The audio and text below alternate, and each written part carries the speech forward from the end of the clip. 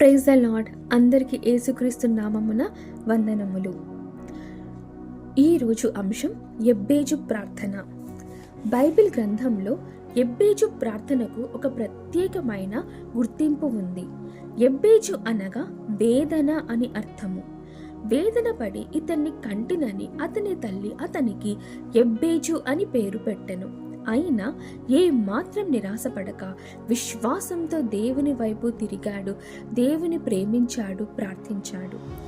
ఎబ్బేజు చేసిన శ్రేష్టమైన ప్రార్థన ఈ విధముగా ఉన్నది: దేవా, నన్ను నిశ్చయముగా ఆశీర్వదించుము, నా సరిహద్దును విశాలపరచుము, నీ చెయ్యి నాకు తోడుగా ఉండనిమ్ము, దయచేసి నాకు కీడు రాకుండా దానిలో నన్ను తప్పించుము అని దేవునికి ప్రార్థించాడు.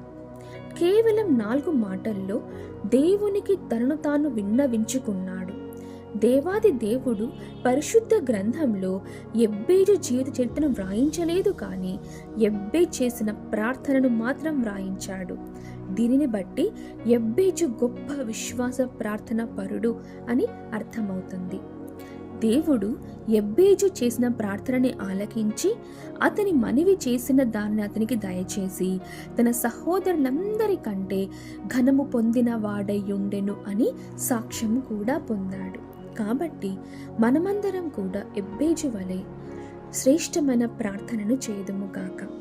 ఎందుకంటే ప్రార్థన మన జీవితాన్ని మారుస్తుంది.